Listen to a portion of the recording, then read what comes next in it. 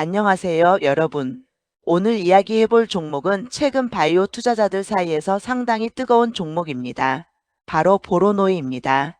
최근 주식시장을 보면 2차 전지와 AI 다음으로 다시 관심을 받는 분야가 바로 바이오 섹터인데요. 그 중에서도 차세대 폐암 치료제 후보라는 이야기를 들으며 투자자들의 관심이 쏠리고 있는 기업이 바로 보로노이입니다.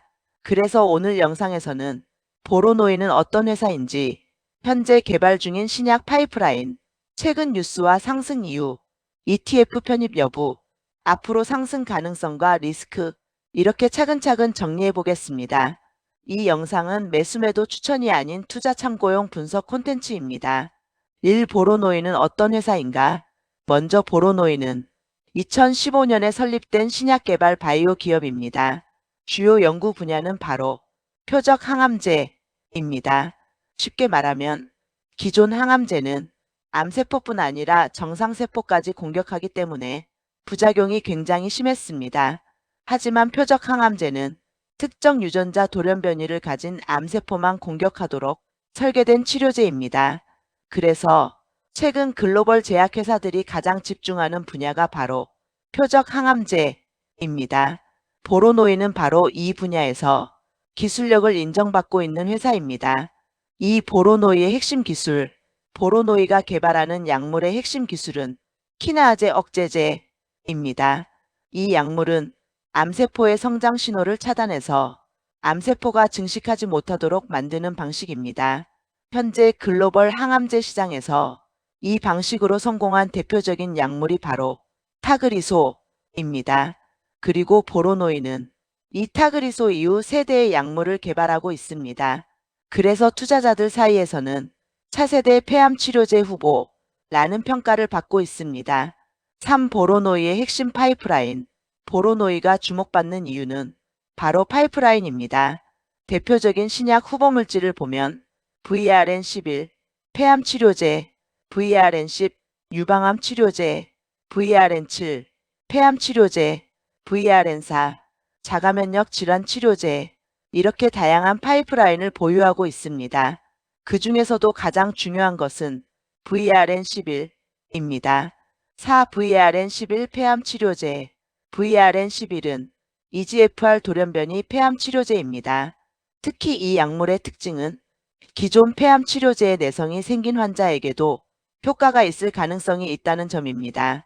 최근 임상 결과에서 폐암 환자 중 일부에서 부분간의 PR가 확인되었습니다. 부분간회라는 것은 암의 크기가 일정 수준 이상 줄어드는 것을 의미합니다. 그래서 투자자들이 이거 생각보다 괜찮은 약 아니냐, 이런 기대를 갖기 시작했습니다. 5. 내전이 치료 가능성. 여기서 중요한 포인트가 하나 있습니다. 폐암 환자에게 가장 큰 문제 중 하나가 바로 뇌전이입니다. 폐암 환자 상당수가 암이 뇌로 전이되는 경우가 많습니다. 그런데 VRN11은 뇌혈관 장벽을 통과하는 능력이 매우 높습니다. 쉽게 말하면 뇌로 약물이 잘 들어간다는 의미입니다. 그래서 시장에서는 뇌전이 치료 가능성, 이 부분을 상당히 크게 보고 있습니다.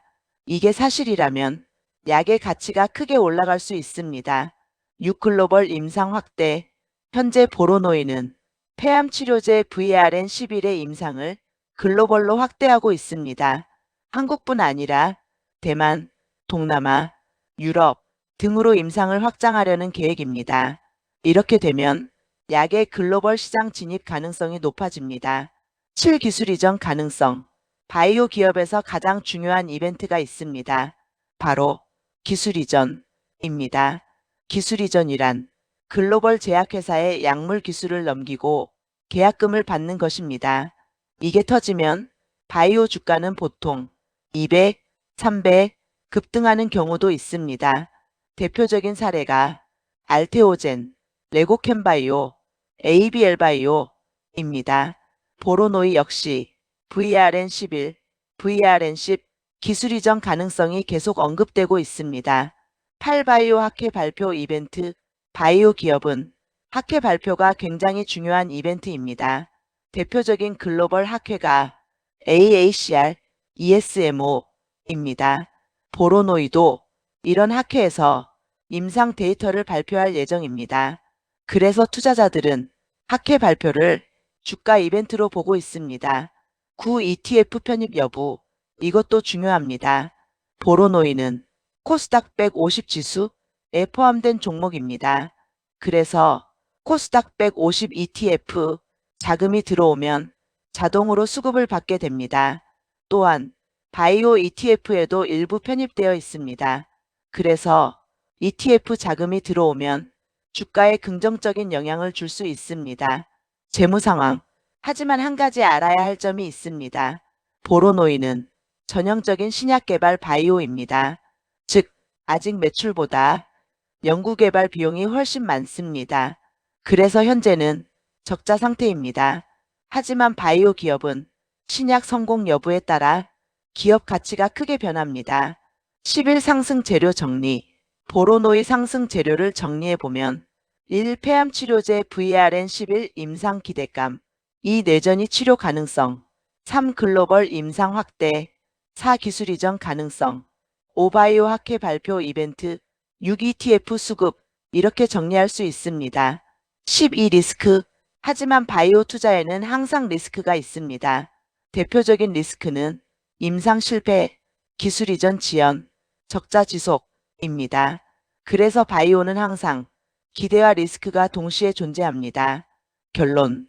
보로노이는 현재 바이오 시장에서 차세대 폐암 치료제 기대주라는 평가를 받고 있습니다. 특히 VRN 11 임상 결과와 기술 이전 가능성이 주가의 핵심 변수입니다.